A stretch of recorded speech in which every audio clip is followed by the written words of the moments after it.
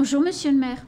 Bonjour Anne, bonjour à tous. Merci d'avoir accepté notre invitation et d'être sur le plateau ce matin. Moi je dis merci au rectorat de donner des vacances scolaires pour que vous puissiez affronter les bouchons pour venir jusqu'à nous, parce que Chiconi c'est pas la porte à côté et quand vous avez cours le matin, c'est difficile de vous avoir à cette heure sur le plateau. Merci donc d'être là ce matin.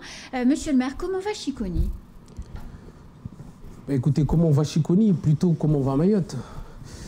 Vous savez, vous connaissez les difficultés dans lesquelles évolue la situation et notre île depuis un certain temps. Chiconi n'est pas du reste, on n'est pas mieux que les autres. Donc on est tous suspendus aux problématiques qui impactent nos territoires depuis un certain temps, mais on essaye à travers un certain nombre d'actions de se sortir un peu de là et d'envisager les choses autrement. Et donc, chez nous, on essaye, au-delà des difficultés que connaissent Mayotte, on essaye de proposer des actions, des projets permettant aux Mahorais, aux Chiconiens, d'oublier un petit peu ces difficultés et de se dire que, en fait, il faudra passer par des actions concrètes sur le terrain qui permettront peut-être dans la durée, régler les problématiques sécuritaires qui impactent notre île. Alors, parlons du Conseil interministériel des Outre-mer, 2 réunions de travail avec les élus, un consensus qui n'est pas obtenu entre tous sur les propositions. Qu'est-ce qui se passe en réalité entre les élus? Pourquoi est-ce qu'on n'arrive pas à se mettre d'accord?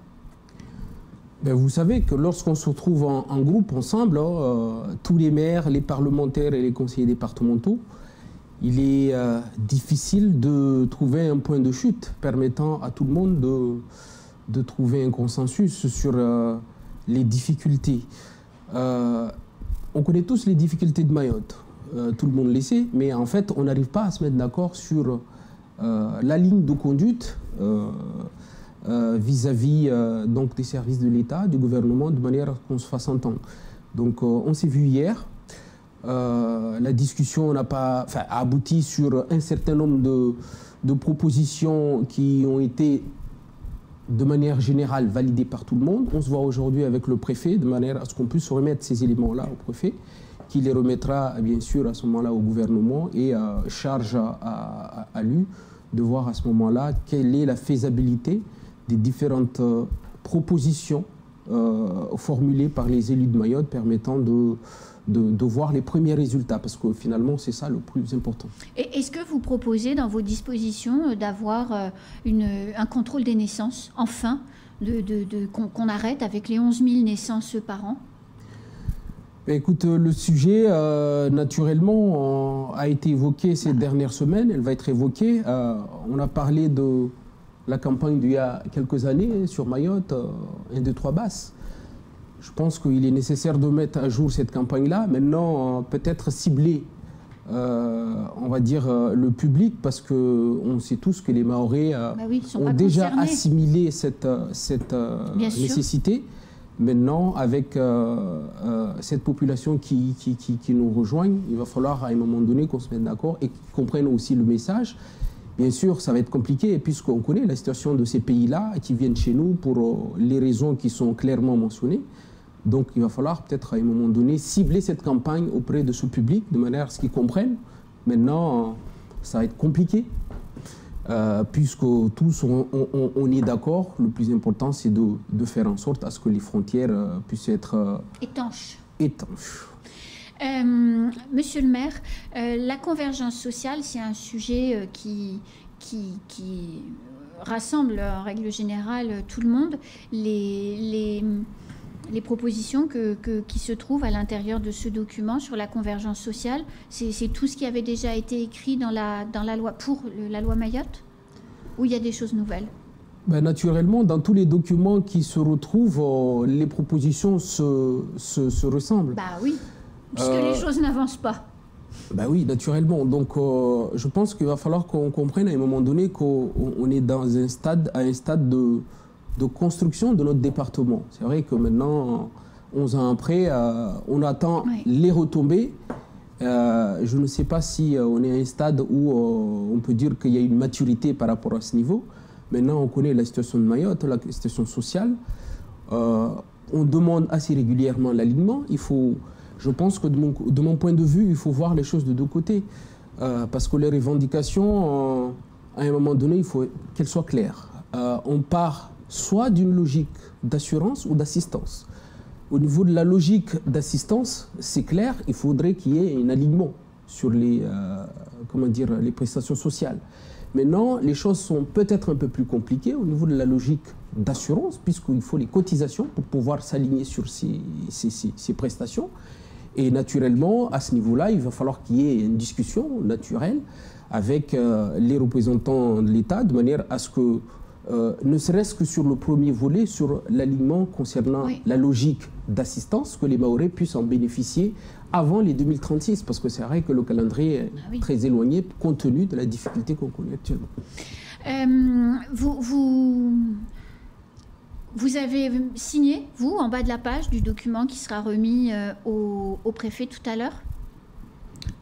Quel document? La liste, justement, des demandes dans le cadre de la mise en place de ce conseil interministériel des Outre-mer. Non, il n'y a pas de document à signer, c'est juste un consensus entre nous et après se mettre d'accord pour la remise officielle du document par le préfet aux représentants du gouvernement.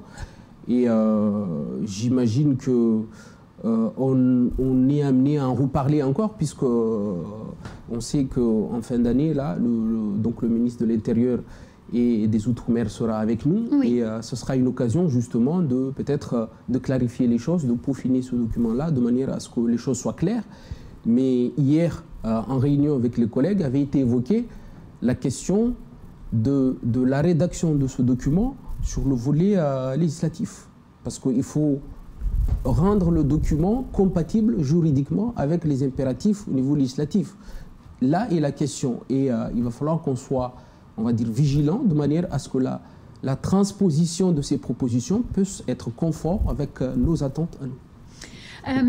Si on revient sur Chiconi, Monsieur le maire, quand vous êtes devenu maire il y a maintenant quelques années, la situation économique était quand même dégradée.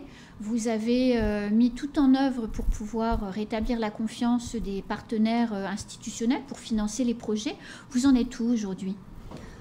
On en est à un stade où on continue à monter en gamme par rapport à la compétence de manière générale, parce que j'ai eu à plusieurs occasions à rappeler que le plus important pour nous, c'est de se structurer les choses et de renforcer les services de manière à ce qu'on puisse avoir l'ingénierie permettant de porter des grands projets. Et je l'avais annoncé pendant la campagne électorale, je l'avais annoncé juste après les élections par rapport à la nouvelle équipe. Ces derniers temps, on a renforcé donc notre service technique avec 3 nouveaux arrivants, 3 cadres qui viendront renforcer l'existant, ce qui nous permettra d'envisager les grands projets d'envergure comme celui qu'on porte actuellement sur le gymnase à Chiconi. Et c'est un projet d'envergure, coûteux, un projet qui permet d'envisager l'accueil éventuel de jeux des îles dans notre territoire éventuellement. Donc vous voyez, lorsqu'on parle de bien-être ou de bonne gestion, il faut qu'à un moment donné qu'on sache quelle est la situation de notre collectivité. Et nous, malgré toutes les revendications qu'on formule, on savait qu'on était dans une situation où il fallait faire renforcer nos équipes, ce qu'on a fait d'ailleurs avec l'appui des services de l'État, parce qu'on parle d'ingénierie. Vous savez que récemment, les 2 derniers recrutements, il y en a un qui a été accompagné par les services de l'État en termes de prise en charge des salaires. Donc vous voyez qu'avec une structuration des services, ce qui nous permet d'envisager des grands projets, comme je l'ai dit tout à l'heure, le gymnase, mais sur des grandes opérations de hiérarchie permettant de résoudre un peu les problématiques de circulation et d'insalubrité dans les quartiers. Donc on est en plein dedans. Il y a pas mal de projets pour lesquels on avait annoncé pendant la campagne électorale qui viennent d'être aboutis là, notamment la MJC de Sowa, On en a parlé récemment. Bientôt, on passera à une inauguration puisque le projet est abouti. On a parlé de délocalisation du CCS à Sowa, qui permettra de libérer des bureaux au personnel permettant de travailler dans les bonnes conditions. Pareil, récemment, je l'avais annoncé aussi aux dernières élections, la structuration de services de l'APM, parce que la police municipale. Exactement, parce que c'est le service qui, avec les problématiques de Mayotte actuellement, qui nécessitait un renforcement. Donc, on a fait procéder aux 2 recrutements récemment, notamment le recrutement du responsable de police municipale, qui va prendre ses fonctions en janvier et qui, bien sûr, compte tenu du profil qu'on avait ciblé initialement, j'espère que très rapidement, on va pouvoir voir le résultat sur le terrain chez nous. Alors, il y a un sujet qui concerne toutes les communes et qui tient quand même le haut de l'actualité, c'est la lutte contre l'habitat illégal. Alors évidemment, il y a les bidonvilles à décaser, mais il y a aussi les marchands de sommeil et l'habitat indécent dans le diffus des habitations. Vous en êtes où, vous, monsieur le maire, là-dessus? Écoutez, je pense qu'à Chiconi, on a la chance de ne... Je prends ça comme une chance, puisqu'on n'a pas beaucoup de foncier, on est le plus petit territoire de l'Interco. Donc vous voyez, la possibilité aux personnes de venir s'accaparer des fonciers chez nous, c'est très réduite. Malgré ça, il y a quand même des proches chez nous, notamment sur le foncier communal à Ouangani. Et actuellement, justement, on travaille à la commune de Ouangani pour libérer ce foncier-là, parce qu'en fait, c'est notre foncier, le foncier de la commune, mais qui se trouve dans le territoire de Ouangani et qui, bien sûr, abrite un certain nombre d'occupants illégaux. Donc, on travaille en concertation avec la commune de Ouangani et les services de la préfecture, de manière à ce qu'on puisse récupérer ce foncier-là pour soit le mettre à disposition aux porteurs de projets, soit apporter les projets de grande envergure permettant de développer le territoire et notamment l'Interco, pourquoi pas. Donc, vous voyez, on y est. C'est un sujet d'actualité dans toutes les communes et j'espère qu'on va pouvoir faire aboutir cette nécessité rapidement, parce que c'est vrai qu'il est nécessaire d'éloigner un petit peu ou de se sortir de cette difficulté-là, tout en sachant que, comme il a été évoqué plusieurs fois, c'est la proximité des bidonvilles qui génère des nuisances dans les territoires. Donc, de concertation avec la commune de Ouangani, on espère faire le travail rapidement. Et réduire au moins cette poche-là. Exactement. Alors, autre sujet d'importance, Chiconi a toujours été, de tout temps, une commune qui a une réputation en matière forte, en matière de culture, en matière de festivals et d'événements. Et il y a quelque chose que vous faites maintenant le dimanche sur le front de mer de la commune. C'est ces dimanches animés où vous proposez des animations aux jeunes, aux moins jeunes, ces associations sportives qui font qui aident les plus âgés à faire un peu de sport. Pourquoi avoir mis en place un événement comme celui-là qui marche vachement bien, hein, il y a toujours plein de monde? Vous voulez parler du dimanche de la baie? Exactement. Si. Mais on a la chance à Chiconi d'avoir peut-être la plus belle baie de territoire de Mayotte. La baie de Chiconi, elle est convoitée par les touristes, convoitée par nos voisins. Donc, bien sûr, en concertation avec... Alors ça, c'est extrêmement marrant, parce que je vous écoute dire que vous avez la plus belle baie de Mayotte, mais vous mettez là le maire de Bouéni, il va vous dire la même chose. Il viendra dire à sa place. Vous mettez le maire de Sada, il va vous dire la même chose. Et vous mettez le maire de Msamboro, il va vous dire la même chose. Mais je trouve ça super. Mais ce sont des amis, donc entre nous, il n'y a pas de problème, on peut on peut... Mais c'est vrai qu'elle est très belle, votre baie. Oui, mais comme je l'ai dit tout à l'heure, on a la plus belle baie. Pourquoi je le dis? Parce que on voit fréquenter à cet endroit des personnes qui viennent d'ailleurs, de l'extérieur, notamment d'en face, de nos voisins à côté, qui viennent souvent se poser chez nous et rentrer chez eux. Donc c'est pour ça que, alors que le contraire, ce n'est pas forcément le cas.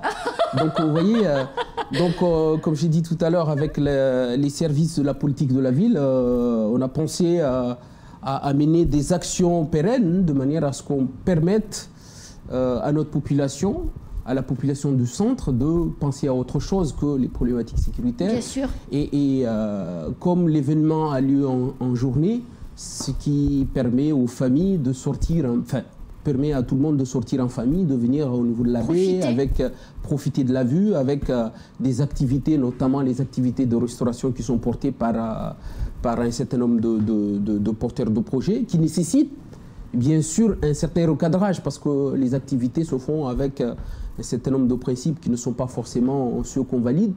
Mais je ne doute pas que dans les mois à venir, on va pouvoir pérenniser ces actions de manière à ce qu'on puisse valoriser l'image de Chiconi et de Sowa d'ailleurs, parce que oui, j'en ai pas parlé jusque-là, mais vous êtes peut-être sans savoir que la plage de Sowa est en travaux actuellement et que les travaux vont bientôt être livrés. Donc vous voyez, au niveau de la baie à Chiconi et au niveau de la plage de Sowa, il y a quand même des activités à pérenniser et ce sont des sites très fréquentés. Et ce qui permet en fait d'avoir une retombée économique importante pour notre commune. Donc ce sont des actions à valoriser bien sûr à travers la politique de la ville, mais je l'espère aussi à travers l'Interco, puisque vous connaissez que la 3CO, les Interco ont de manière générale une compétence à ce niveau-là. Il va falloir qu'il y ait un accompagnement plus pérenne, de manière à ce qu'on puisse, on va dire, faire valoriser le centre, le territoire. Alors, il y a votre voisine Tsingoni qui est en train de se développer avec... Mon voisin, non? Mon voisin de Tsingoni, vous voulez dire? Oui, moi j'appelle la ville de Tsingoni, non, donc comme vous voulez. En tout cas, la commune d'à côté... La commune d'à côté se développe avec le nouvel hôpital, le centre commercial qui va être inauguré là dans les prochains mois. Ça va changer quand même la physionomie du centre de Mayotte. Comment vous, du côté de Chiconi, vous envisagez profiter quelque part du rayonnement économique induit par ces aménagements? Écoutez, en premier lieu, je l'espère à travers la 3CO. Parce que c'est quand même une institution importante qui est destinée à accompagner nos communes. Maintenant, vous savez tous que la commune de Chiconi, c'est la commune centre, la plus grosse commune de notre Interco, qui centralise un certain nombre d'activités économiques.